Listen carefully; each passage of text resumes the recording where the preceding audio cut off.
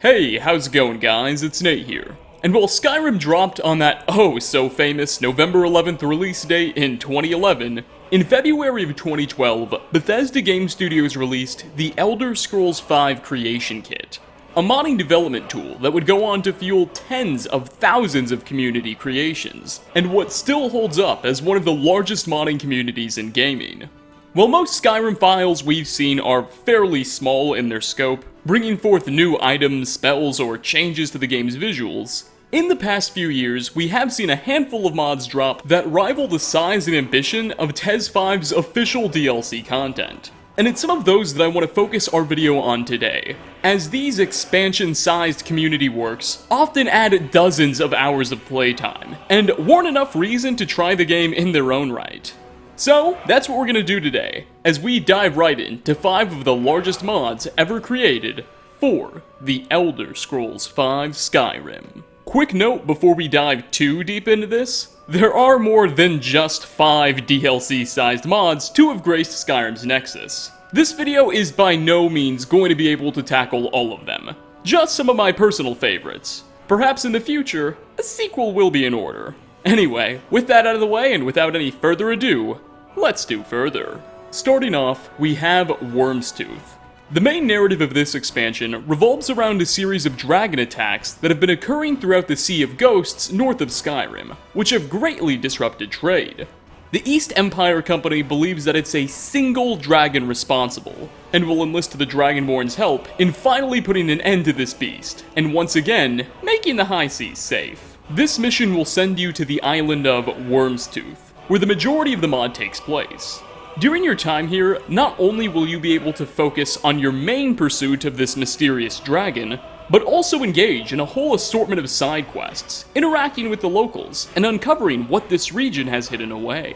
It's a fully voice-acted experience, and I found the new characters, particularly the East Empire Company official who hires you, and some of the mercenaries who are also tagging along, to be especially well-written individuals. Altogether, Worm's Tooth should provide you around 3 to 4 hours of content if you're just after the main quests, and another couple hours depending on whether or not you choose to engage with the side missions, and your own pace of exploring the island. Worm's Tooth is easily among my favorite quest mods ever made for Skyrim.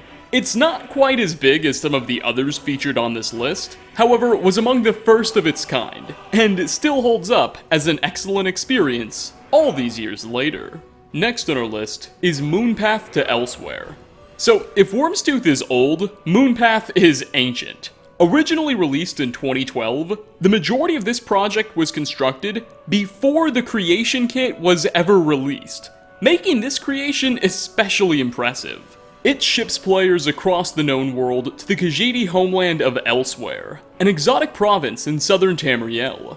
Recently, the Aldemari Dominion has moved in and taken control of most of the province. However, many Khajiits refuse to accept Thalmor rule, and a massive war of resistance is being waged by those who wish to save their home. It's within the context of this conflict that the Dragonborn will arrive, and your alliance with these feline freedom fighters will dictate the main story as you help to rid Elsewhere of high elven influence. The new places introduced by this mod are nothing short of breathtaking. Vast open deserts and condensed human jungles provide a welcome relief from the snow-blanketed terrains of Skyrim we're coming from. Additionally, a wealth of new, equally creative creatures inhabit these new ecosystems that really help to highlight the fact that we're a long way from Whiterun. In terms of total new world space, Moonpath isn't necessarily huge. It's not exactly adding in a single major world space like Skyrim or Solstheim, but instead can be thought of as a series of really big connecting dungeons and cells, if that makes any sense. Nevertheless, the new places are more than captivating enough, and the story is immensely enjoyable. It's hard to not be excited while sailing through the skies on an airship to raid Dominion assets alongside some fully voiced cats. Additionally, a plethora of side quests are also available across Elsewhere. Not everything you do needs to be related to giving the elves the boot. Moonpath cements itself as one of the most entertaining Elder Scrolls experiences one could ask for, and the fact that it came out before the largest Bethesda-supported modding tools makes it all the more incredible.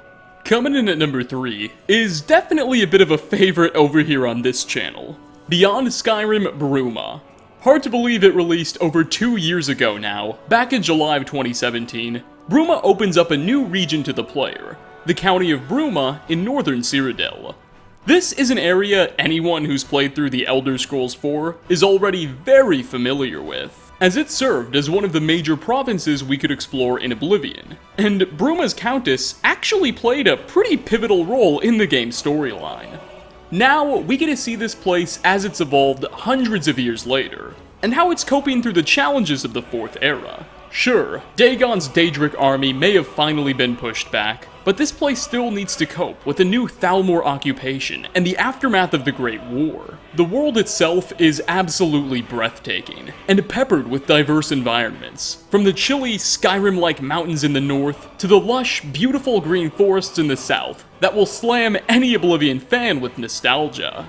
The new world space added in is around 1.5 times that of Solstheim, featured in the Dragonborn DLC for some comparison. So, you'll have quite a bit of hiking to do if you want to see everything. Of course, it's not all just a natural wilderness. Various settlements, dungeons, caves, and fortresses are spread throughout the land, mostly the same ones in the same places as from the Elder Scrolls 4. At the center of it all sits the regional capital, the city of Bruma herself, showcasing some gorgeous architecture and breathing even more life into this already vibrant creation. A place this big obviously comes loaded with a diverse cast of characters, and across Bruma, you'll constantly be running into the fully voice-acted NPCs populating it. And man, is the voice acting good.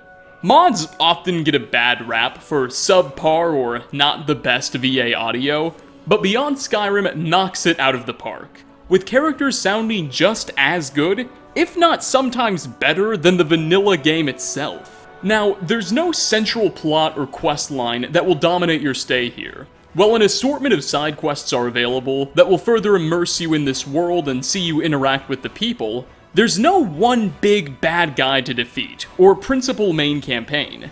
Adventure at your own pace and enjoy. There's reason to be very excited too. Bruma is merely the first release in the much larger Beyond Skyrim project, and the team behind it has been hard at work on more. It's been a while, but mods of this scale and scope take a lot of time, and I can't wait to see what they have in store for the community next. For fourth spot, a video like this could not be complete without mentioning Enderal. So, Enderal is a bit different from the rest of what we've shown off. It's much less DLC-sized, and more like an entire game-sized mod.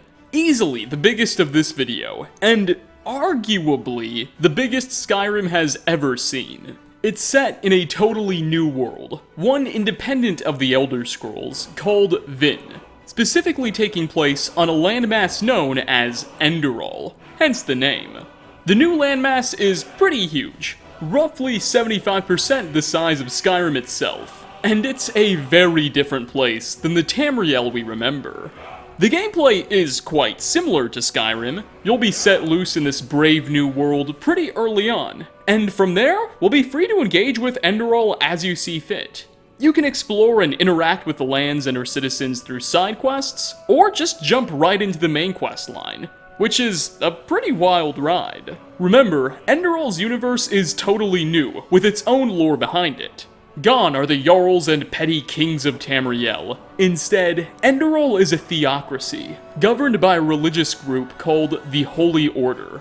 Throughout most of the primary plot, you'll be helping these guys out, as Vin experiences some very turbulent times. The lore is insanely deep, and it's a bit difficult to provide an accurate representation in a video as short as this, but if you decide to give it a go, the mod communicates everything quite well. Entire new mechanics and systems have also been introduced. Remember, Enderal's striving to be its own game, not merely an expansion.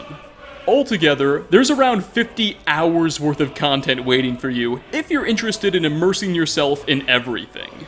And recently, Enderal actually got a DLC called Forgotten Stories, adding in a number of new quests, and what the developers, Sure AI, call an additional 10 hours worth of gameplay. I can't stress enough just how much there is to do here. It's beyond an achievement by the community. So, if the world of Nirn has left you feeling a bit wanting lately, considering jump into the one of Vin. And finally, last on our list, we take a trip deep below the depths of Skyrim, to The Forgotten City by Nick Pierce. So, Forgotten City is undeniably one of the more recognizable titles of this video, right up there with Enderal.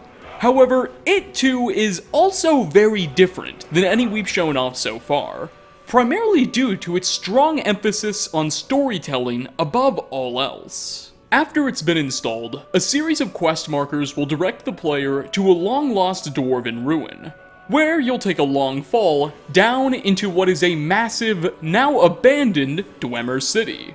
With no discernible way out, a brief search of the area will reveal a number of, well, strange scenes, and some interactions with a portal will ultimately thrust the Dragonborn back in time, to when the settlement was still in its glory days thousands of years ago, giving you a window into a now lost society, and the opportunity to discover the terrifying series of events that led to its demise. The storyline personally kept me busy for around 3 to 4 hours, maybe 3.5. Though, if you're a real completionist, you can probably get closer to 5. And if you just want to speedrun everything, well, you could theoretically finish in just 1 or so, but that's no fun. The new world space introduced by Forgotten City is certainly on the small side of things. Definitely the coziest of this video.